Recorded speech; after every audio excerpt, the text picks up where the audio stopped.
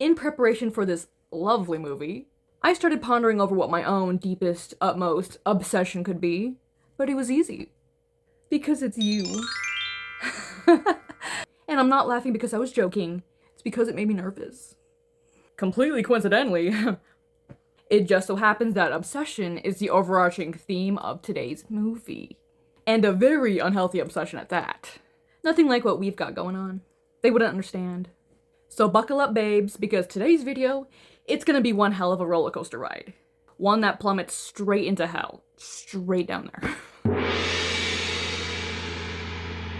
Upon the death of his mother, his mama, highly esteemed surgeon Nick Kavanagh begins moving into his late mother's opulent, hella wealthy mansion with his girlfriend Anne. And despite being in a seemingly serious relationship with Anne, I mean, they're moving into his late mother's house together, so that seems at least kind of serious to me.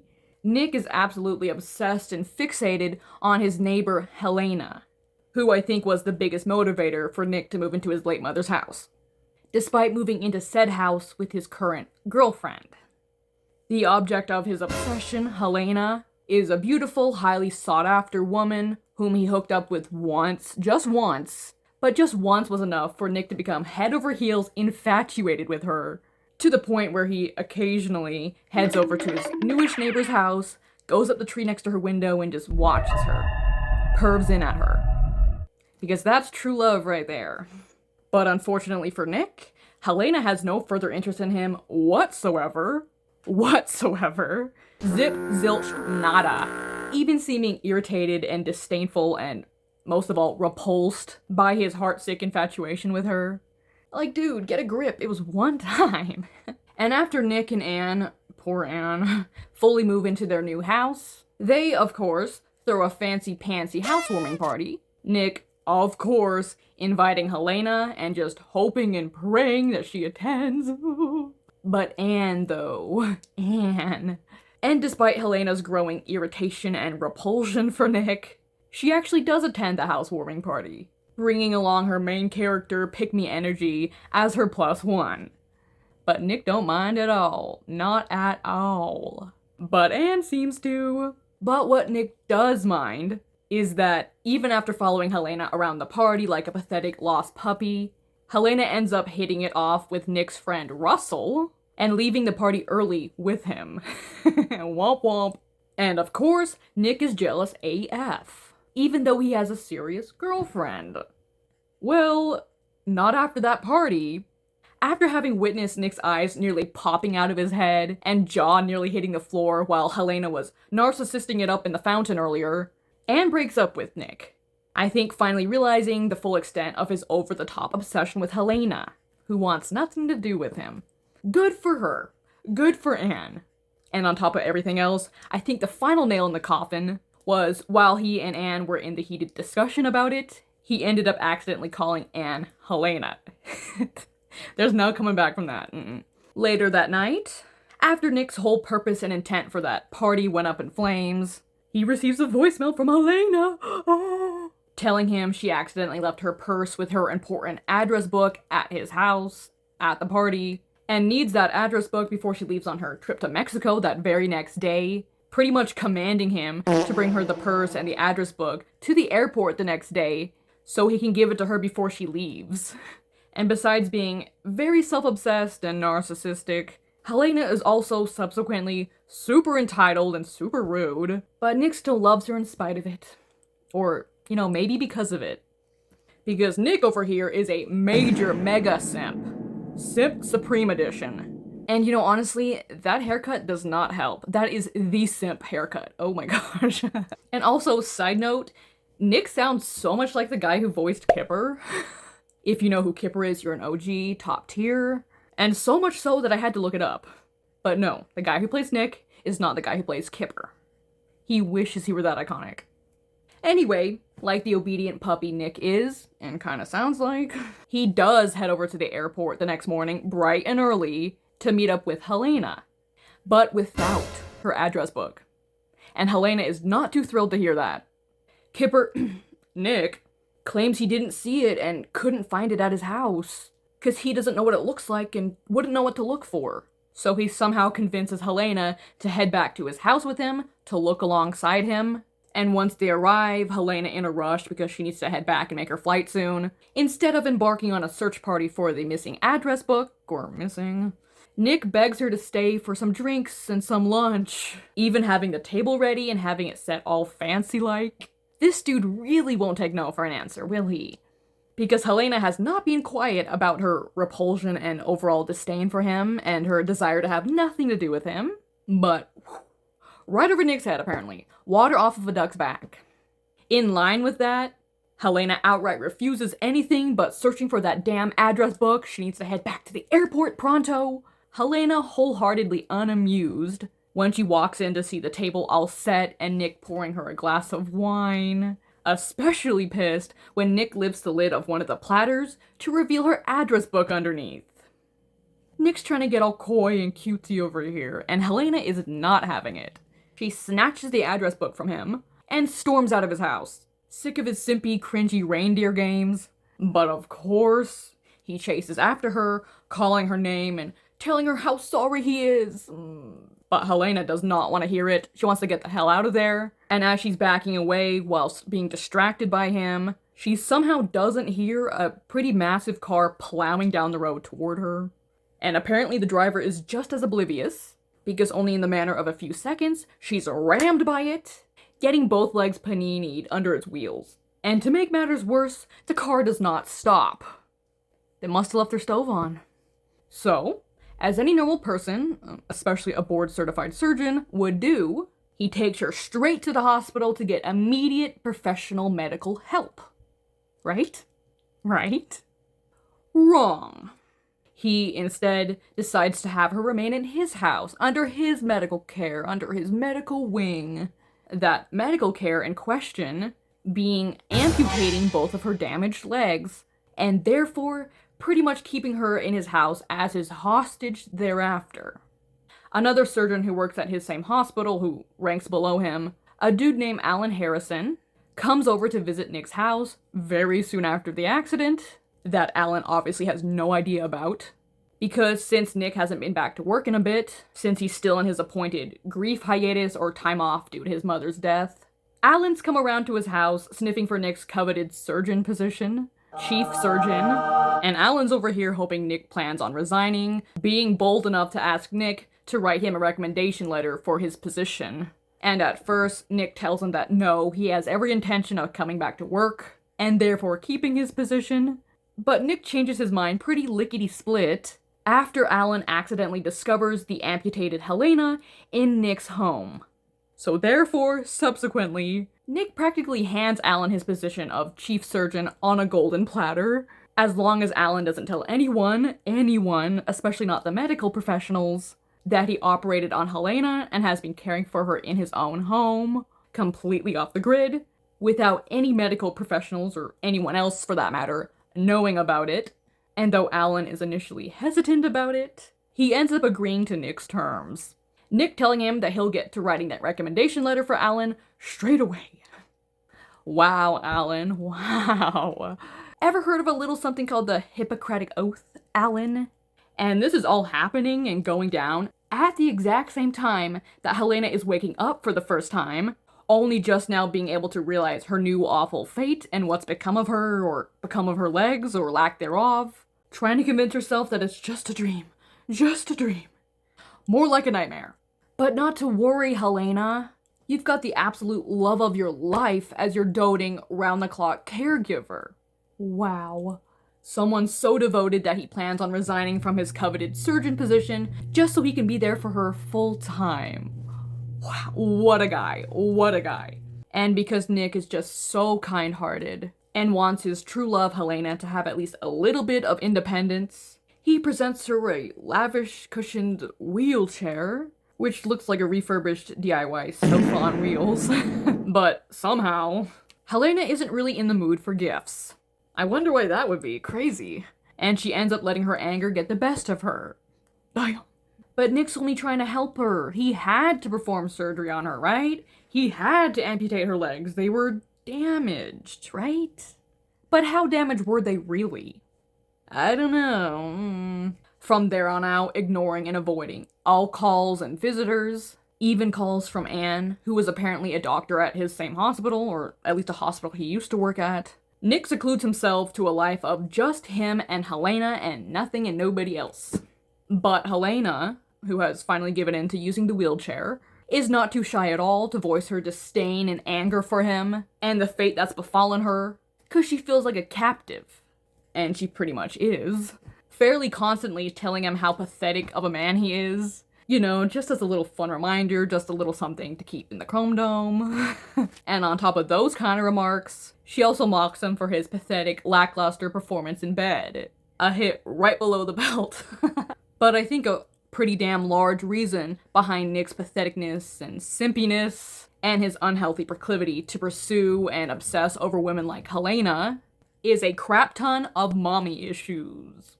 Given that his mother always had different men over to the house for late night rendezvous, like a revolving door of men, and she wasn't all too concerned about young child Nick witnessing whatever hanky-panky ensued, and getting exposed to all that kind of stuff at such a young, vulnerable age. So it seems that now, consequently, Nick over-infatuates and over-obsesses himself over women just like his mother. Women like Helena. Not that that's any excuse for his behavior, okay? Because I don't care how messed up you are in here, or how many mommy issues you have, how you thereafter going about treating people is 100% your choice, okay? Nick.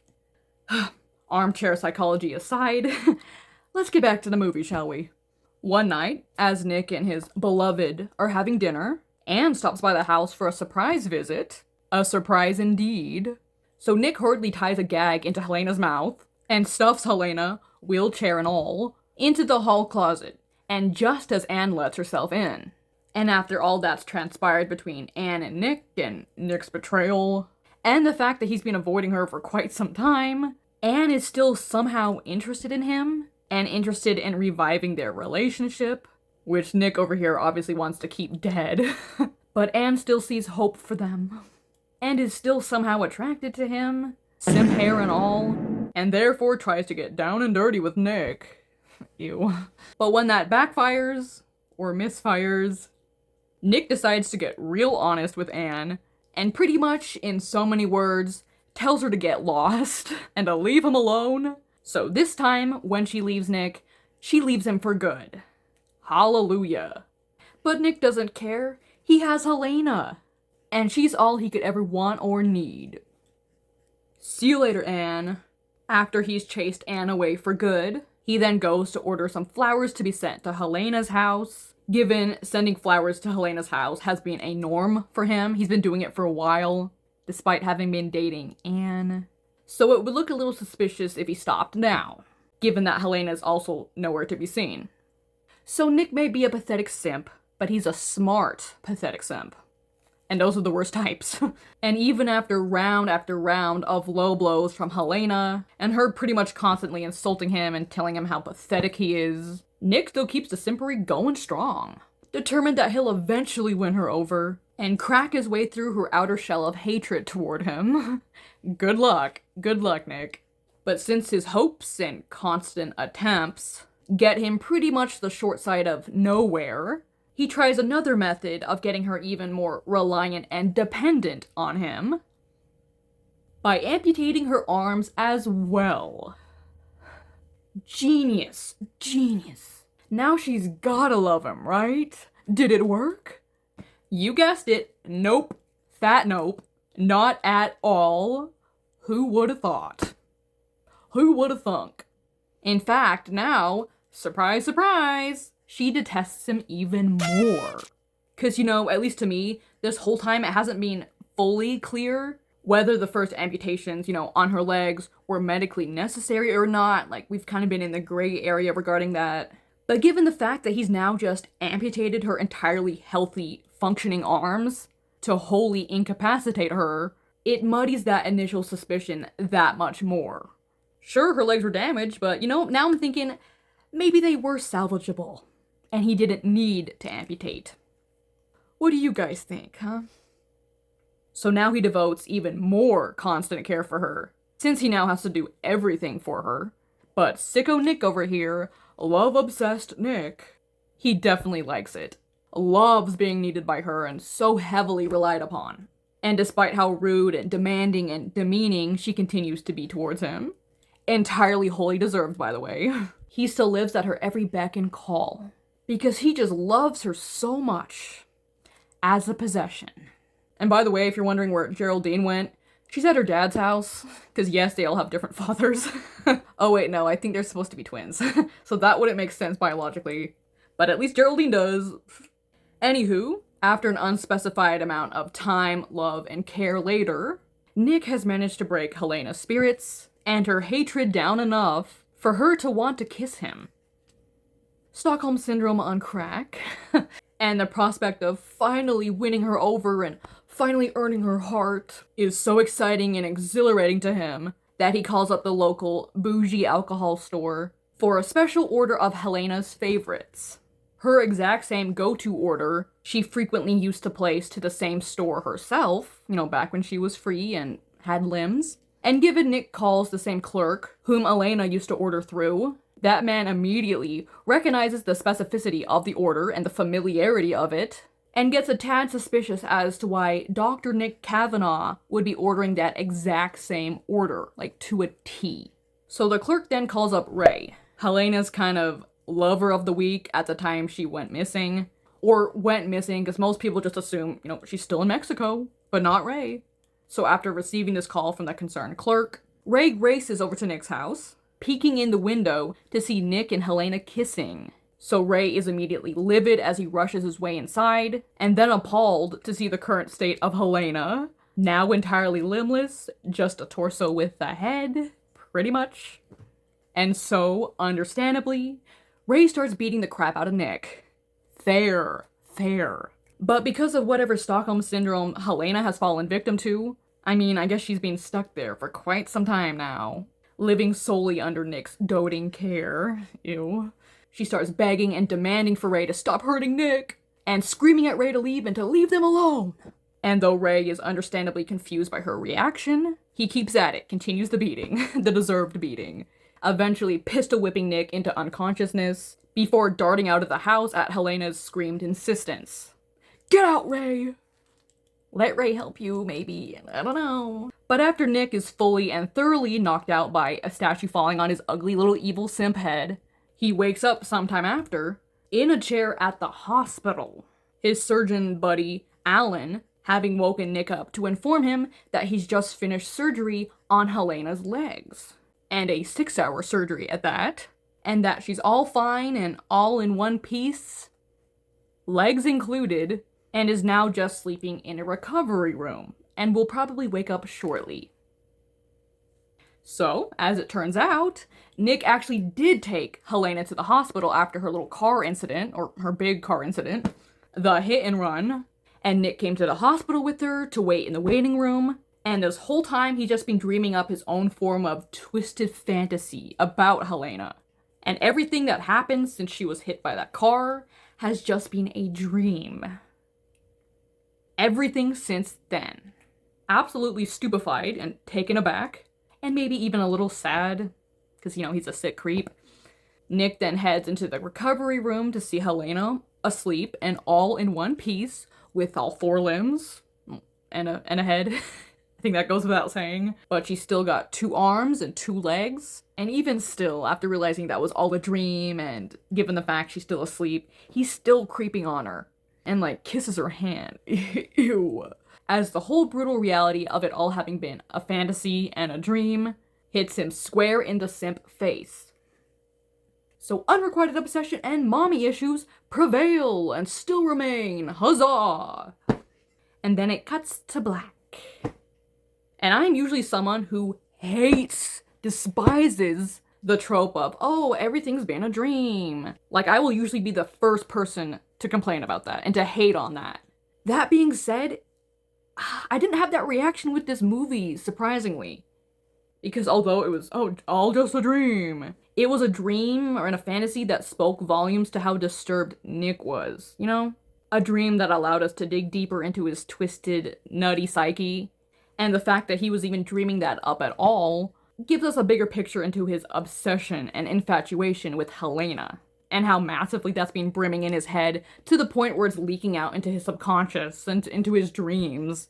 So, even though all that stuff technically didn't happen, it was all just fantasy and a dream, Nick is still a sick creep. And a simp, a mega simp at that. Because, let's be real, Nick 100% could be that guy who does all those things, who kidnaps and amputates his love interest in real life. Like, he fits the bill. So I feel like there was only a very thin line between fantasy and reality in this case. But you know, the movie as a whole was kind of like, eh. The acting was kind of dodgy and stiff. And although it pretty much makes sense and plays into the overarching theme and story, there were more sleazy, booby parts than there needed to be, really. And overall, the movie just had a major sleaze vibe to it, which I guess is a perfectly fitting assessment for Nick. So maybe it all comes together perfectly, I don't know. But I wouldn't really recommend watching this one. It definitely won't make for the most enjoyable of watching experiences. But you know, you do you. You do you. And if you do watch it, which I don't recommend, let me know what you think. And I shall see you guys next week.